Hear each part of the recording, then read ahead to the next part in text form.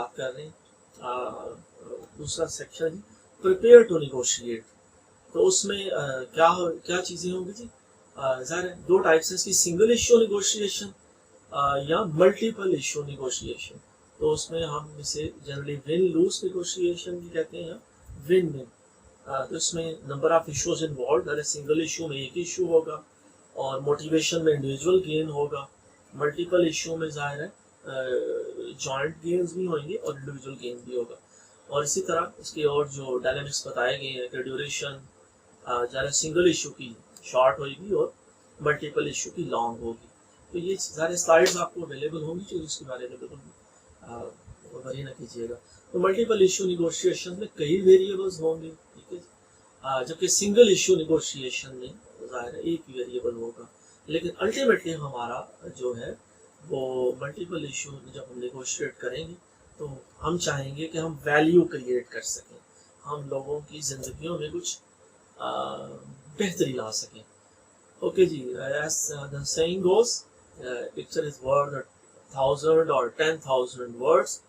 तो फिगर में भी हमें बताया जा रहा है कि सिंगल इशू नेगोशिएशन को इस तरह रिप्रेजेंट किया गया पिक्चर की फॉर्म में, और मल्टीपल इशू नेगोशिएशन की भी बात की गई है। ओके जी, एग्जांपल्स ज़ाहिर है एग्जांपल्स कुछ आगे आएंगी। कंसिडरिंग पॉसिटी ऑफ टाइम, तो मैं ज़ाहिर चाहूँगा कि हम जो इम्पोर्टेंट आइडियाज़ और डिस्कस करें, बाकी स्लाइड्स आपके साथ शेयर कर दी जाएंगी। ओके जी, एक अप्रोच है जी कंपेटिटिव, कि मुझे अगले को पामाल करना है। एक पार्टी ने, एक पहलवान ने दूसरे पहलवान को गिराना है।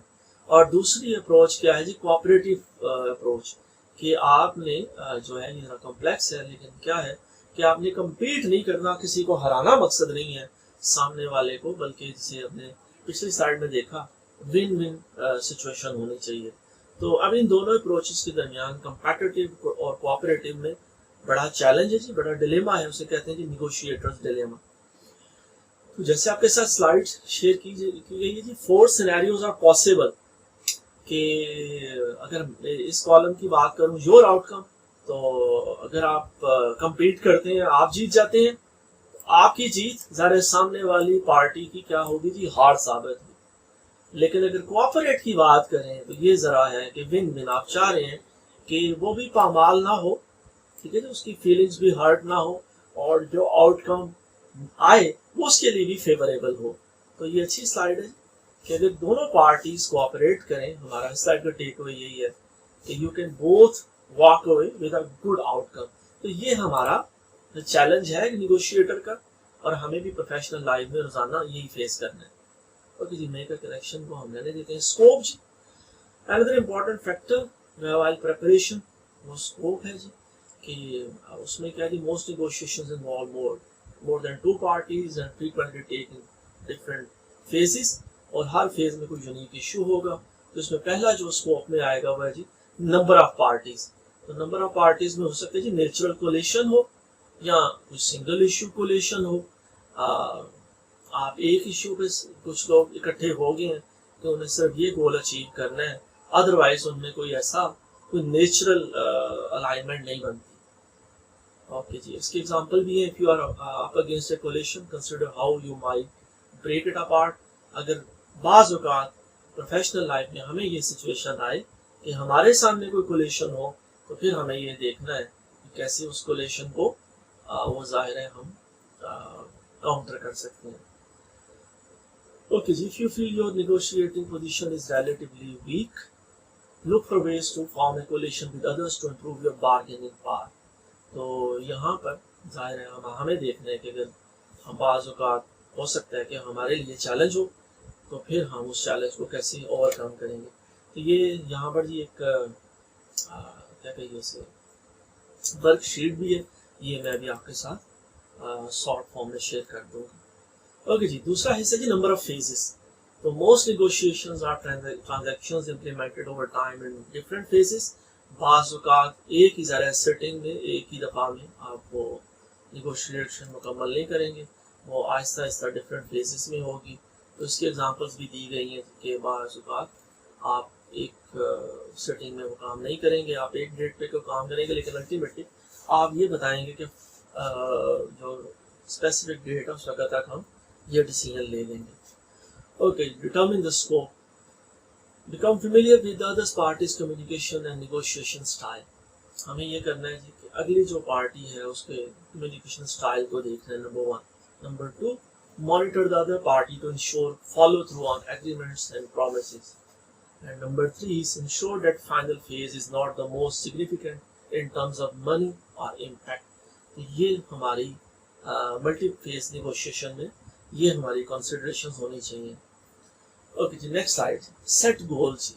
गोल सेटिंग चाहे एक इंडिविजुअल के लिए भी बड़ा इंपॉर्टेंट है, लेकिन निगोशिएट करते वक्त आपको निगोशिएट करने से पहले अपने गोल्स आइडेंटिफाई करने हैं।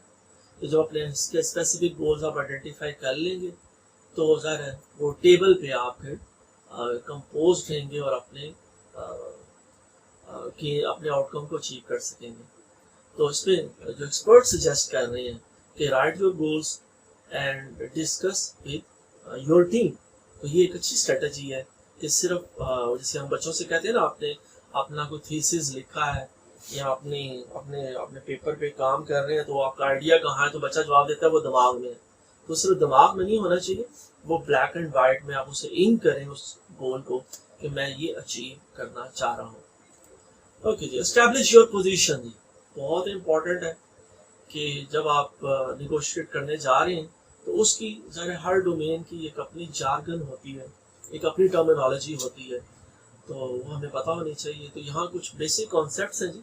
पहला जी, best alternative to a negotiated agreement. ये क्या है जी, your option if you fail to reach agreement during a negotiation. इसी तरह वॉक अवे पोजीशन है। देन कम्स, ये अगली स्लाइड्स में आएगा, फिगर्स के साथ में शेयर करूंगा, लेकिन ज़रा ये जार्गन है तो एक स्लाइड में हम उस जार्गन को इंट्रोड्यूस कर रहे हैं। Then comes number 3, zone of possible agreement. तो ये सारा हमारी जो दोनों पार्टीज की वॉक अवे पोजीशंस होंगी उनके दरमियान की जो रेंज है जो ओवरलैप करेगी वो जोन ऑफ पॉसिबल एग्रीमेंट को डिफाइन करेगी। तो इसी तरह ज़रा वैल्यू क्रिएशन थ्रू ट्रेड्स, हम जो ये ट्रांजैक्शन कर रहे हैं हम चाह रहे हैं कि कोई वैल्यू क्रिएट हो। तो सबसे पहले नंबर 1 है जी, analyse and improve your BATNA, your alternative, your best alternative to a negotiated agreement. ठीक है जी, ये आपका प्रेफर्ड कोर्स ऑफ एक्शन है in absence of A deal. तो अगर डील नहीं हो पाती, वो आप नेगोशिएशन नाकाम हो जाती हैं, तो ज़रा आपके पास एक अल्टरनेटिव होना चाहिए। ठीक है जी, तो आप एक उस जो अनफेवरेबल प्रपोजल आपको दी जाए उसके अगेंस्ट आप नो कह सकें। तो ज़रा एक प्रोफेशनल के लिए नो कहना वो ज़रा टाइम मैनेजमेंट के डोमेन में भी इम्पोर्टेंट है और निगोशिएशन स्किल्स के लिए भी। और दूसरा ये कि ये जो आपका बटना है यहाँ, best alternative to negotiated agreement है, ये ज़रा कुछ साख्त, कोई स्टैटिक चीज़ नहीं है। ये निगोशिएशंस के दरमियान आप इसे इम्प्रूव कर सकते हैं कि ज़रा आपके पास आपको और अल्टरनेटिव भी नज़र आएंगे। तो सिंगल इशू निगोशिएशन में हमारा अमूमन जो बेस्ट अल्टरनेटिव होगा वो कॉस्ट होगी, हम प्राइस पे फोकस करेंगे। Whereas multiple issue negotiation में बहुत सारी चीज़ हो सकती हैं, सिर्फ प्राइस नहीं होएगी, तो स्केड्यूल भी हो सकता है, कोई क्वांटिटी भी हो सकती है। तो बहरहाल ये सिर्फ बताया जा रहा है कि हमारा बटना क्या है। तो यहाँ पर एक एग्जांपल चले देखते हैं जी कि एक बंदे ने एवेल्युएट किया कि अगर वो ये प्रोजेक्ट करेगा पर्टिकुलर, तो उसने सारी जो है ना कैलकुलेशन की, उसने कहा कि $15,000 वो एक महीने में जो है ना वो कमा लेता है। तो जाहिर है अगर वो ये एग्रीमेंट अचीव तब होगा, वो करेगा कि से ये मिलेगा।